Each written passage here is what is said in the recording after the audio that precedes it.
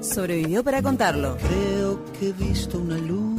Al otro lado del río. Desde Argentina, Hernán Cassiari. Hoy más temprano que de costumbre recibimos a nuestro compañero de la otra orilla, Hernán Cassiari, que siempre está listo para hablar con Océano FM. ¿Cómo te va, Hernán? Buen día. ¿Cómo va? ¿Cómo va eso? ¿Todo bien por ahí? Bienvenido, bárbaros. Acá estamos muy bien. Dale. ¿Vos sabías, Hernán, que te quedaste sin entrada para Uruguay y Argentina? ¿Verdad? Te aviso para que no saques pasaje. Increíble, ¿no? Me lo había confirmado, me lo había adelantado, vaticinado Nico Delgado, diciéndome que estaba complicado el asunto. Creo que me dormí. ¿Fue el tipo que prometió? Porque... ¿Pero fue el que prometió la invitación, Nicolás Delgado? No lo pongan en ese aprieto, pobre Nicolás. Pero no sí, lo pongan en ese aprieto. pero la respuesta es positiva. Sí, la verdad es que sí, yo me quedé tranquilo pensando que Nicolás iba a conseguirme las entradas y me llamó un día para decirme que estaba todo agotado, en vez de para darme buenas No noticias. te peines que no salís en la Mirá, foto, Hernán. Hernán, que mi oferta de la acreditación sigue pendiente, sigue la gente diciendo que somos cada vez más parecidos y hay que aprovecharlo de alguna manera. Hernán, Hay que aprovecharlo sin duda, sin duda. A El ver. otro día salió en Twitter una foto nuestra. ¿Vos viste? Andrés, Sí, querido. los vi. Y Hay que aprovechar. de verdad, De paso, me yo, sorprendió ¿sabés porque qué? yo no sabía cuál era yo y cuál eras vos. Sí, cuando vayas, te doy la acreditación, a cambio te voy a dar unos libros míos que vos decís que son tuyos también, y a ver si agilizamos un poco el tema de las ventas. Me parece muy bien. Hernán, te avisé. Dime si vienes, que te saco la entrada. Sí, te aviso en unos días, me respondiste. Así que ahora, mozzarella. Yo me hago cargo que me dormí yo, así que es muy probable que termine viéndolo por la televisión. En Buenos Pero Aires. Siempre quedan pequeñas hilachas de expectativas, así que capaz que pasa algo a último momento y salgo corriendo para allá.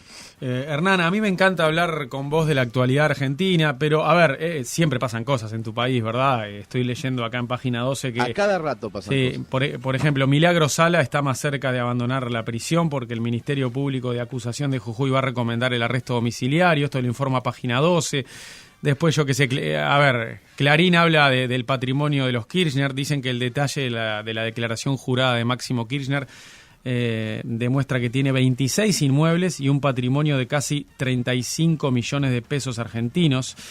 Hay mucha cosa, pero te digo la verdad, en los últimos días acá lo que más hemos recibido de la República Argentina son los videos motivacionales de Serafín Dengra.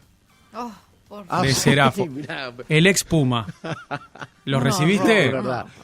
Es verdad, sí, claro, andan dando vuelta por WhatsApp y por multitud de redes sociales. Son una maravilla, Son una maravilla, y porque mezclan el deporte con la superación y esto, que me parece que son dos elementos que solos van a algún lado y juntos pueden llegar mucho más lejos también. Hay también videos motivacionales de directores técnicos de fútbol que sacan a la cancha jugadores diciéndoles ciertas frases.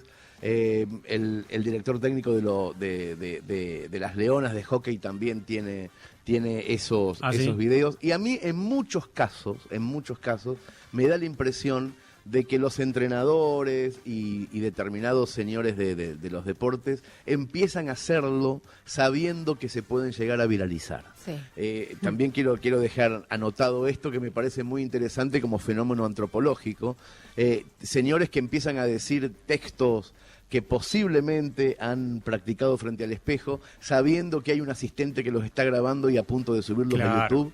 Esos me interesan mucho más que los que son reales, porque me divierten mucho. Sí, sucedió acá también hace unos años con Carlos Manta y con Juan Ramón Carrasco. Capaz que en esos tiempos no se estilaba tanto viralizar una cosa, pero seguro que Carlos Manta lo hizo sabiendo que eso iba a tener repercusiones, y Carrasco también. Claro. Bueno, el de Carrasco a mí me parece más forzado que el de Manta, por ejemplo. Y sí, esa es la sensación que me dejan algunos, otros no. Otros salen de la tripa de quien los dice, te das cuenta rápidamente de que no hay actuación posible, pero está muy de moda motivar a la gente en determinados momentos y también utilizar al deporte como nexo metafórico para la vida misma. Y a veces funciona y a veces da un poquito de risa también. Voy a quebrar una lanza por Carrasco, pero en el año 2000, cuando dirigía el Rocha Fútbol Club, ya usaba aquella frase de que come la vaca. Sí, igual no es creación de él, ¿no? Sí. No es creación de él. Digo porque es de una época en la cual no existía WhatsApp ni los videos virales.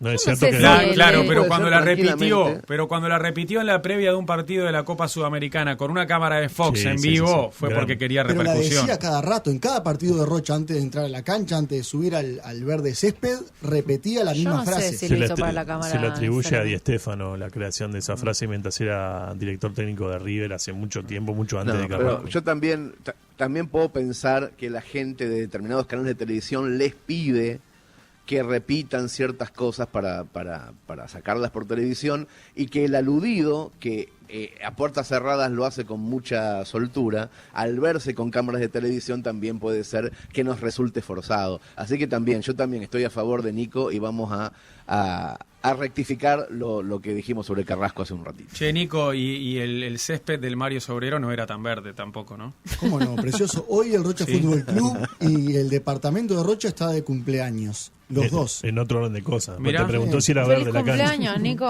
Pasé el chivo ahí. ¿Es El un aviso. verde gramado el del Mario Sobrero? Claro, y cada vez se usa menos porque va muy poca gente a ver al Rocha Fútbol Club, entonces se utiliza el otro estadio de la ciudad, el municipal, el Tenis, que queda en el corazón del barrio de La Supo Valleja. tener a Fernando Harry Alves de entrenador en su momento, Rocha Fútbol Club. Creo que sí. Dejó un gratísimo recuerdo, me imagino. Sí, creo que estuvo algunos meses. Como sí. lo está dejando en Miramar Misiones ahora, la hinchada chocha. Hernán, y aparte vos siempre contás que tenés un pasado en el rugby porque tu viejo quería que vos jugaras al rugby y lo hiciste de botija, de pibe, ¿no? De hecho, durante 7 semanas horribles, Claro, duró 7 poco. sábados espantosos, nunca pude entender las reglas del deporte. Bueno, y yo me Pero imagino sí, que me cuando... dejé pegar. Que te dejaste pegar. Me imagino que cuando jugaste al rugby fue justamente por ahí, en los fines de los 80, que era cuando este hombre, Serafín Dengra, era una figura de los Pumas. Claro, fue un poquito antes, cuando jugué, cuando me tocó a mí jugar al rugby, el ídolo máximo era Porta, el número 10 de Argentina, que tiraba tiros libres desde cualquier lado y la metía donde había que meterla, que yo nunca supe bien dónde. Y Serafín Pero- Dengra era de esa generación, de la de Porta, era de la misma Claro, selección. exactamente. Un poquitito más adelante. Era muy jovencito cuando Porta ya estaba, no retirándose, pero ya era el gran capitán y después fue la época de Serafín, pero muy poquito después. Porta habrá sido 81, 82, 83 y Serafín después del 87. Claro. Bien. En Uruguay el rugby suele estar asociado a ciertos sectores pudientes de la sociedad. ¿En Argentina pasa lo mismo? Sí, claro, sí.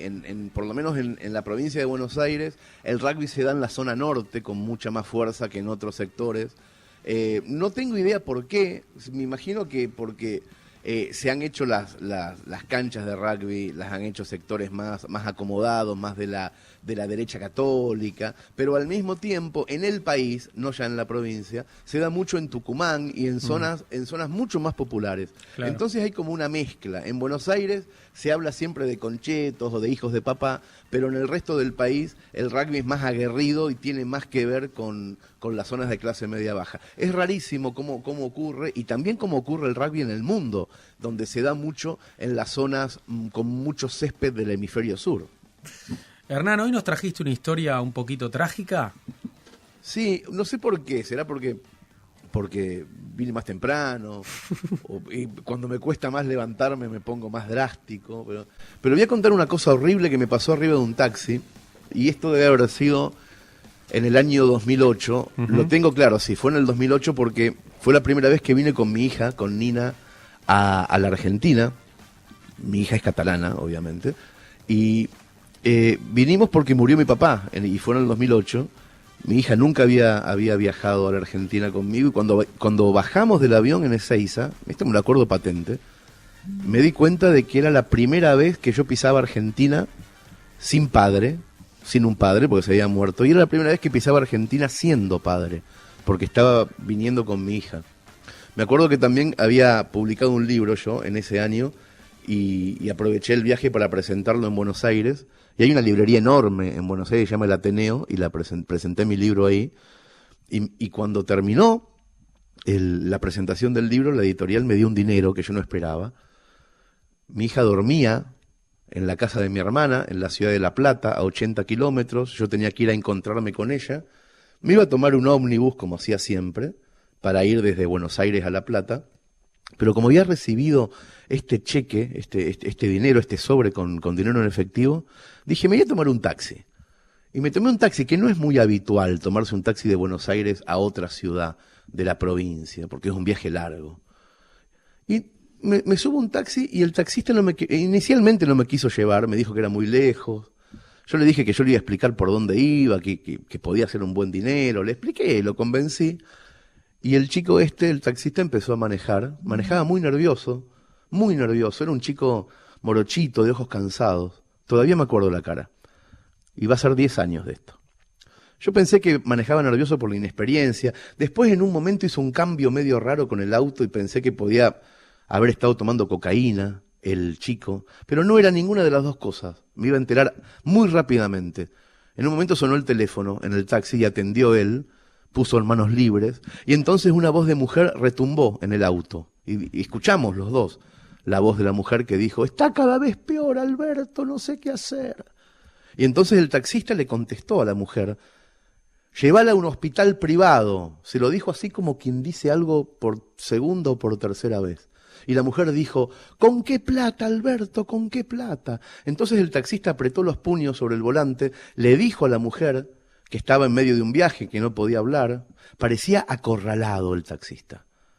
Me contó que él no manejaba ese taxi, que el taxi era de un primo.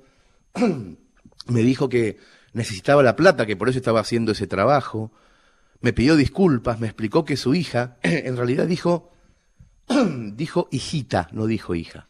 Me dijo que su hija estaba muy enferma, que desde hacía 2 noches volaba de fiebre, que para peor él se estaba separando de su mujer, que casi no dormía, que trabajaba de día en otro lugar y de noche en ese taxi del primo para conseguir plata, para sacarla de ese lugar y ponerla en un hospital privado, porque en el público no le prestaban atención. Me dijo que su mujer lo estaba volviendo loco. Me dijo un montón de cosas sin poner ni una sola coma. Todas las comas de este párrafo las puse yo. Yo me sentí incómodo, no sabía bien qué decirle, y de todos modos intenté calmarlo, porque el taxista iba a una velocidad cada vez más tremenda. Sin embargo, mis palabras en un momento quedaron a mitad de camino por culpa de una alarma horrible que empezó a sonar adentro del auto, como esas alarmas antirrobo, pero adentro del auto. Ni él ni yo entendimos qué pasaba, hasta que de los parlantes del Manos Libres habló una voz metálica grabada que dijo algo así. Dijo: usted está saliendo del perímetro de la ciudad de Buenos Aires, necesita ingresar el código de seguridad. El taxista no tenía la menor idea de lo que quería decir ese mensaje. La alarma se escuchaba cada vez más fuerte en todo el auto. Así que el taxista llamó a su primo, al dueño del taxi. El primo le dijo que era un sistema antirrobo, que como ya estábamos en provincia, saliendo de Buenos Aires, había que avisar que yo, el pasajero, no lo estaba encañonando con una pistola. El primo le dio un número de 6 cifras, el taxista lo tecleó en el teléfono y la alarma dejó de sonar. 10 minutos de silencio, tremendo, como cuando en una conversación corta la heladera y no sabés que ese ruido te estaba taladrando la cabeza. Así estuvimos en silencio. Yo, mientras tanto, miraba con atención el velocímetro y de reojo la mirada del taxista por el espejo retrovisor. El taxista parecía un zombi. Faltaban 10, 15 kilómetros para llegar a la ciudad de La Plata cuando sonó de nuevo el teléfono.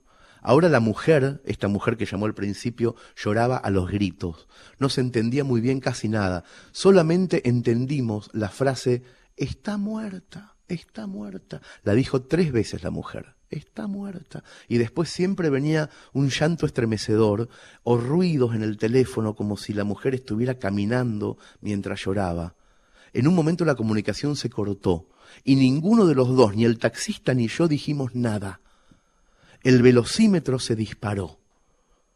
Yo supe que quería bajarme lo antes posible de ese lugar, que quería salir del drama de ese hombre. El velocímetro era un espanto, parecía un ventilador. Yo miré en un momento la ventanilla y vi que las casas se alargaban, y era por la velocidad que había adquirido ese auto. En un momento le toqué despacito el hombro al taxista y le dije: déjame acá y volvé. Él frenó en seco sobre la banquina, estuvimos como 1 minuto entero frenando. Me miró, se dio vuelta para mirarme, estaba llorando, tenía la cara llena de lágrimas. Yo no sabía cuándo había empezado a llorar. Y me dijo: ¿en serio? ¿No te jodes si me vuelvo? No, le digo, no, volvé, por Dios, volvé. No fue por generosidad que se lo dije. Yo estaba espantado, no quería matarme en ese auto con ese hombre. Saqué el sobre con el dinero que me habían pagado en el Ateneo y se lo di todo sin contarlo. Y tampoco fue por solidaridad, fue por culpa. Quería irme de ahí. Bajé del auto y lo vi derrapar como un rayo, hizo una U, dio vuelta a la autopista y volvió como loco a Buenos Aires. Estaba oscuro, yo no me había dado cuenta, pero no había estaciones de servicio por ninguna parte. Entonces me senté en el suelo, mientras los autos zumbaban a izquierda y a derecha. Me senté en el suelo con las piernas cruzadas. Me puse la mochila arriba del regazo y pensé en lo que no había querido pensar. Pensé en Nina, en mi hija, que tenía 4 años y que estaba durmiendo a 10 kilómetros de ahí. Pensé con terror en mi hija, que seguramente estaba en la casa de mi hermana. Sentí de repente que yo estaba cruzando un límite. No un límite que separa la capital de la provincia, era una frontera mucho más intensa. Yo había pasado de ser un hijo a ser un padre. Yo había pasado de no tener miedo nunca, de no tener miedo a nada, a vivir con pánico siempre. Aquella noche, en una zona imprecisa entre Buenos Aires y la ciudad de La Plata, me empezó a sonar una alarma horrible en la cabeza. Y yo no tenía, nunca voy a tener, no tengo, nunca voy a tener el código de seguridad para apagarla.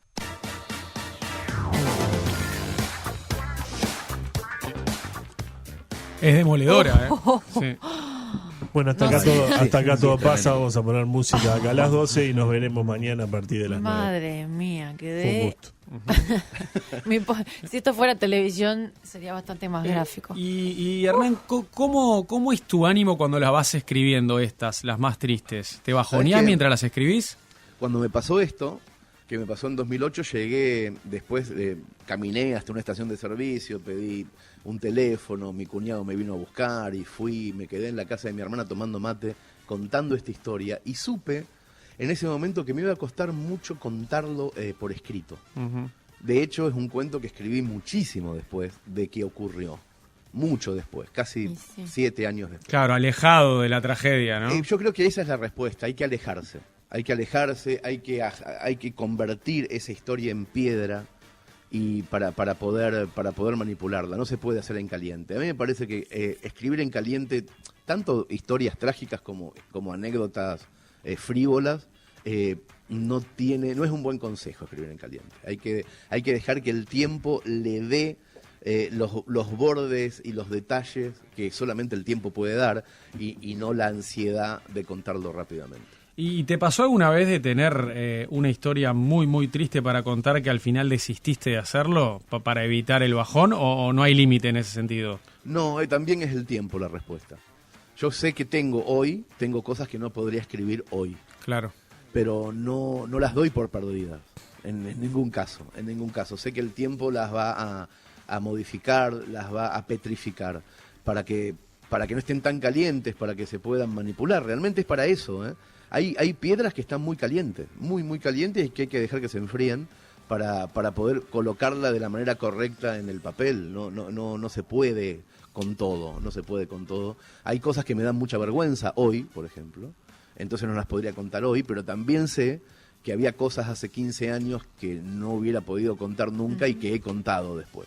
Entonces sé que el tiempo cura, y que te permite perdonarte también. Tipo del descenso de Racing del 83, ¿ya estás en condiciones de hablar o hay que esperar un poquito más?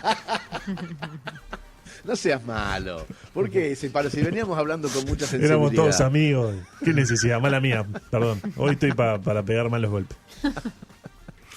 Pero sí, bueno, más o menos eso es lo que pasa, ¿eh? Hernán, muchísimas gracias, como siempre te mandamos un abrazo y el martes que viene la seguimos. Dale, un abrazo para todos, chicos, hasta luego. Chau, chau. Sobrevivió para contarlo. Creo que he visto una luz Al otro lado del río. Desde Argentina, Hernán Casiari.